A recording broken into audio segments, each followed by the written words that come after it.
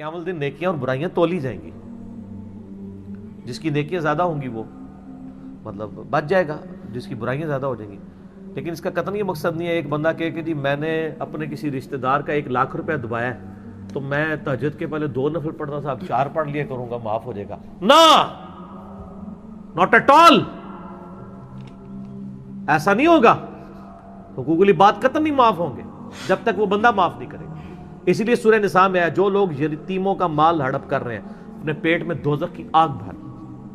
صحیح مسلم میں حدیث ہے قیامت والے دن ایک شخص آئے گا جس کی پہاڑوں نیکیاں ہوں گی, لوگ رش کر رہے ہوں گے, لیکن اس حال میں آئے گا کہ دنیا میں کسی کا دل دکھایا ہوگا, کسی کو ناحق مارا ہوگا, کسی کو ناحق ڈانٹا ہوگا, کسی کا خون نکالا ہوگا, اور وہ لوگ آ جائیں گے, وہ کہیں گے یا اللہ اس نے تو بڑی زیادتیاں کی ہمارے ساتھ, نیکیوں سے تو وہ جنت میں جا رہا ہوگا.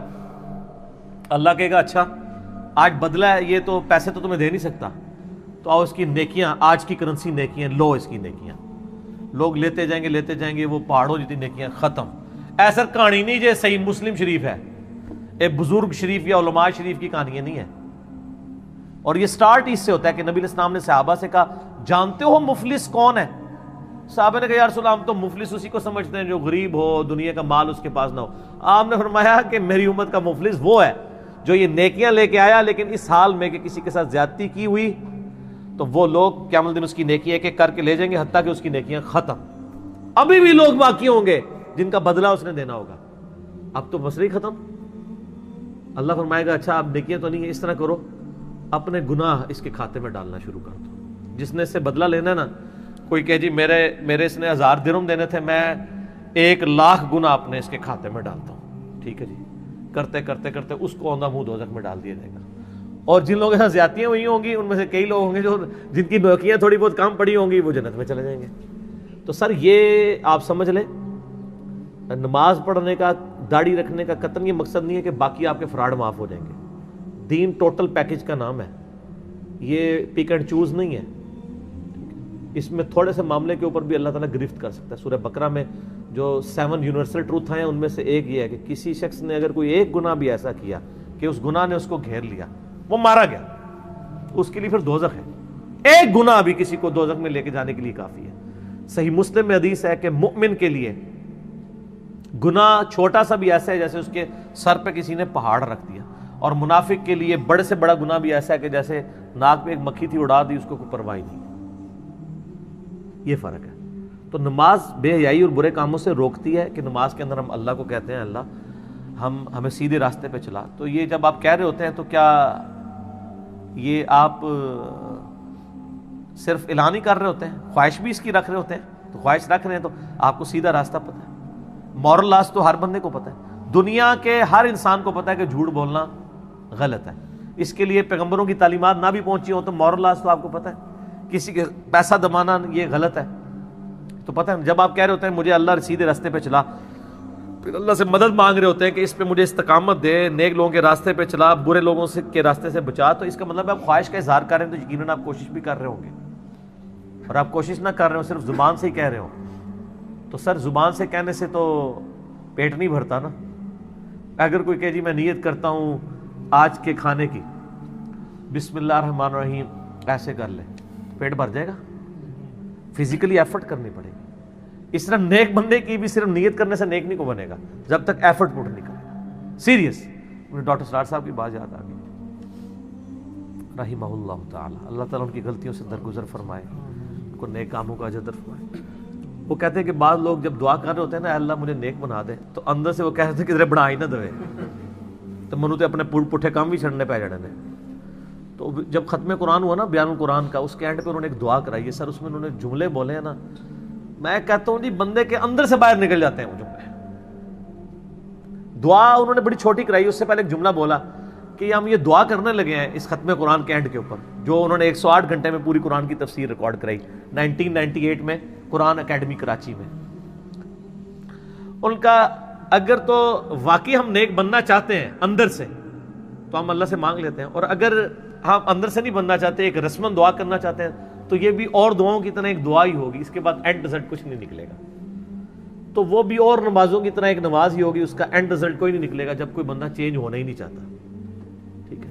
ایک بندہ کہہ رہا ہے مجھے نیک بنا دے اور وہ اندر نیت کر رہا ہے کہ کہیں نیک بننا پڑ گیا تو مجھے تو اتنا کچھ چھوڑنا پڑ جائے گا, کدھر بڑھائی نہ دوے, ڈر رہے ہوئے اندروں. وہ اسی طریقے سے اسی پیشن کے ساتھ نیک بننے کی خواہش کر رہا ہو جس طرح ایک سخت پیاسا بندہ جون جولائی میں روزے کے وقت یہ نیت کر رہا ہوتا ہے کہ جیسے ہی روزہ کھلے گا تو میں ٹھنڈا پانی پیوں گا. اس لیول کی اگر اس کی نیت ہوگی نا نیکی کرنے کی, پھر ہی نیکی کی توفیق ملے گی. اور وہ شخص جس کا ایک دفعہ گرم استری سے ہاتھ جل جائے, وہ دوبارہ ٹھنڈے استری کو بھی ہاتھ لگاتے ہوئے جس طرح ڈرے گا نا, اس طرح جب گناہوں سے ڈرنا شروع کرے گا نا تو پھر اس کو گناہوں سے بچنے کی توفیق ملے گی. آپ کو میں ایک مثال دیتا ہوں. اگر کوئی شخص آپ کی دعوت کرے اور آپ کی پسندیدہ چیز پکائے اس دعوت میں, مثلا میں اپنی بات کر رہتا ہوں, بریانی پکا لیں تو, اور میں نے صبح ناشتہ بھی ہلکا کیا ہو, دن کو میں کھانا نہ کھاتا ہوں اور ڈنر میرا بریانی کا ہو, اور جیسے ہی میں اس کی بیٹھک میں انٹر ہوں بریانی کی خوشبو محلے سے ہی گلیوں میں ہی آنا شروع ہو جائے تو بس صرف بریانی شریف کے سامنے آنے کی دیر ہے, پھر ایک میں ایک تو باقی سارے پھیٹے منہ, یہی ہوگا نا. اچھا, لیکن بریانی کھانے سے 1 منٹ پہلے ایک کلین شیف بندہ میرے کان میں آ کے کہ یہ جو 10 داڑھی والے ہیں جو آپ کے بڑے معتقدین ہیں, آپ سے بڑی محبت کرتے ہیں, آپ کو اپنا بزرگ سمجھتے ہیں, انہوں نے اس بریانی میں زہر ڈالا ہوا ہے. تو میں کیا اس کلین شیف سے کہوں گا تم نے داڑھی نہیں رکھی, میں تیری گالی نہیں بننی, ہائے داڑھی تو پہلے پوری کر, ہوگا ایسے؟ یا میں کہوں گا اتنے بڑے بڑے بزرگان دین یہ ایسا کر سکتے ہیں, یہ بھی میں نہیں کہوں گا. جو ہم لوگوں کہتے ہیں قرآن و سنت میں لکھا, کہتے ہیں بزرگوں نے سمجھ آیا اور زہر کھواندے رہنے تہاڈا ایمان ہی مار کے رکھ چھڑیا انہوں نے. ٹھیک ہے, میں اچھی تے بہت اچھی ہے وہ کر چھڑے تہاڈے نال انہوں نے. اچھا, تو وہ 10 کے 10 بزرگان دین وہاں قرآن میں بھی قسم آپ کو دے دینا کہ سر ہم قسم دیتے ہیں, ہمارے کہنے پہ آپ کھا لیں, اس میں زہر کوئی نہیں ہے, ہم گارنٹی دیتے ہیں, آپ کسی کی گارنٹی نہیں مانیں گے. اور دوسرا یہ ہوگا کہ آپ کی بھوک بھی مر جائے گی, مرے گی کہ نہیں, کیونکہ جان کی پڑ جائے گی. اچھا, وہ جب آپ کی بھوک مرے گی تو کیا اس بریانی کی خوشبو آپ کو لبھا رہی ہوگی؟ تھوڑی دیر پہلے لبھا رہی تھی, اس لیے کہ اس کے اندر چھپا ہوا عذاب آپ کے سامنے آ گیا. تو جس کو اللہ تعالی کی نافرمانی کے کاموں میں, گناہوں میں جو لذت ہے بریانی والی, اس لذت میں چھپا ہوا عذاب جو بریانی میں زہر کی شکل میں ہے نظر آ جاتا ہے, سر اس سے کوئی اثر نہیں کرتی بریانی کی خوشبو. اور یہی ہوتا ہے کہ جو صحابہ کرام یا اہل بیت یا جو نیک لوگ تھے وہ گناہوں سے بچا کرتے تھے. معصوم تو نہیں ہوتے تھے لیکن کافی درجے تک محفوظ ہو جاتے تھے, ان کو اس کی برائی کی طرف نظر چلی جاتی تھی. جب اس لیول کے اوپر ہوگا تو پھر انسان نیک بنے گا. تو نماز روک رہی ہے نیکی کے کاموں کی طرف بلا رہی ہے اور برائی سے روک رہی ہے, لیکن وہ صرف آواز دے دے کے, زبردستی نہیں کرے گی. اور سر زبردستی تو کوئی بھی نہیں آپ کے ساتھ کرے گا, زبردستی تو وہ بھی نہیں کر رہا, آپ کا پکا رشتہ دار شیطان. ٹھیک ہے جی, کہ جس کے بارے میں اللہ تعالیٰ نے قرآن پاک میں یہ بڑی اسٹانشنگ آیت ہے, سورہ ابراہیم آیت نمبر ہے 22. قیامت والے دن کا اللہ نے نقشہ کھینچا. یار اللہ کی طرح کون سمجھائے گا کسی کو. 22 نمبر آیت ہے سورہ ابراہیم, اعوذ باللہ من الشیطان الرجیم, وقال الشیطان لما قضی الامر. قیامت والے دن جب فیصلہ ہو جائے گا جنتیوں کے لیے جنت کا, دوزخیوں کے لیے دوزخ کا, تو اس وقت شیطان کہے گا کس سے؟ اس سے جس کو اس نے ورگلایا ہوگا, یعنی اکثریت. ان اللہ وعدکم وعد الحق, دیکھو بے شک اللہ نے جو وعدہ کیا تھا تو اللہ اپنے وعدے میں سچا تھا. کیا وعدہ کیا تھا؟ کہ نبیوں کے ماننے والوں کو جنت میں اور نبیوں کے نافرمانوں کو دوزخ میں پھینکوں گا. ووعدتکم فاخلفتکم, اور دیکھو جو میں نے دنیا میں تمہیں میں نے امیدیں دلائی ہوئی تھی نا, تم سے وعدے کیے تھے کہ خیر ہے جو کچھ بھی ہے تیرے محبوب کی امت سے, ہاں یہی آج میں اعلان برات کرتا ہوں. سر شیطان نے کبھی ہم سے دنیا میں یہ وعدہ کیا کسی کے ساتھ, دل میں یا باہر, کہ تو نماز نہ پڑھ انشاءاللہ میں تجھے بخشوا لوں گا؟ تو یہ قرآن جو کہہ رہا ہے کہ شیطان قیامت دن کہے گا جو میں نے تم سے وعدہ کیا تھا آج میں اسے اعلان برات کرتا ہوں. شیطان نے ہم سے کوئی وعدہ نہیں کیا, وہ یہی وعدہ کیا ہوا ہے, او یار اللہ بڑا غفور رحیم ہے, طول عمل, وہ جو بھی ہے بخشا جائے گا. یہ شیطان وعدے کرا رہا ہوتا ہے. شیطان کا بھی یہ کہہ سکتا ہے کہ تو یہ گناہ کا کام کر انشاءاللہ میں تجھے بخشوا لوں گا, یہ تو نہیں وہ کہتا. وہ کہتا ہے تیری نسبت تجھے کام آ جائے گی، تو نبی علیہ السلام کا امتی ہے، تجھے اللہ تعالیٰ ویسے ہی چھوڑ دے گا، وہ اللہ تو ماں سے بھی زیادہ پیار کرتا ہے، کوئی مسئلہ نہیں، خیر ہے۔ یہ شیطان کے وعدے ہیں، اور کتنا دھوکہ ہے، اللہ کے نام پہ ہم سے وعدہ کر رہے ہیں ہمیں پتہ ہی نہیں، لیکن اللہ تعالیٰ نے ہمیں پہلی فلم چلا دی ہے۔ شیطان کہے گا کہ جو میں نے وعدہ کیا تھا میں آج خود ہی منکر ہوتا ہوں اس وعدے سے، لیکن اب کیا ہو سکتا ہے؟ دیکھ وما کان علی علیکم من سلطان، مجھے دنیا میں تجھ پہ زور کوئی نہیں تھا، یہاں تو کہتے شیطان نے کام کرایا۔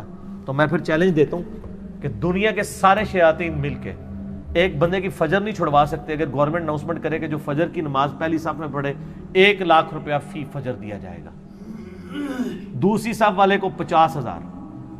سر پہلی اور دوسری صف پہ لڑائی شروع ہو جائے گی۔ جو کہتے ہیں نا آنکھ نہیں کھلتی، وہ کہہ کے آنکھ نہیں کھلتی کہ مسجد جا کے سوئیں گے۔ اور میں بھی لوگوں سے ہی مشورہ کرتا ہوں، لوگ کہتے ہیں آنکھ نہیں کھلتی، تو میں ان کو یہی مشورہ دیتا ہوں کہ سر مسجد میں سوئیں 1 مہینہ، تو انشاءاللہ مسجد میں آپ کی آنکھ کھل جائے گی۔ اس جگہ پہ سوئیں جہاں پہ نماز ہوتی ہے، اے نہ کہ کمرے وڑ کے سو جاؤ، اتنے تو کسی نے نہیں جگانا، جتنے نماز ہوتی ہے نا اتنے بستر ڈا کے سو جاؤ، جہے 1-2 نمازی آتے ہیں تو ڈنڈے نال اٹھا لین گے، تہاڈی اکھ بھی کھول لین گے۔ تو سارے دنیا کے شیطان فیل ہو جائیں گے ایک بندے کی فجر چھڑانے کے لیے۔ اور اس کے برعکس اگر دنیا میں اناؤنسمنٹ ہو کہ جس نے فجر کی نماز چھوڑی اسے فجر سے زور تک تندور میں الٹا لٹکایا جائے گا، اس تصور سے کوئی کہے گا یار نہ نال نیند نہیں پڑی، کیونکہ یہ نقد ہے، آخرت ادھار ہے۔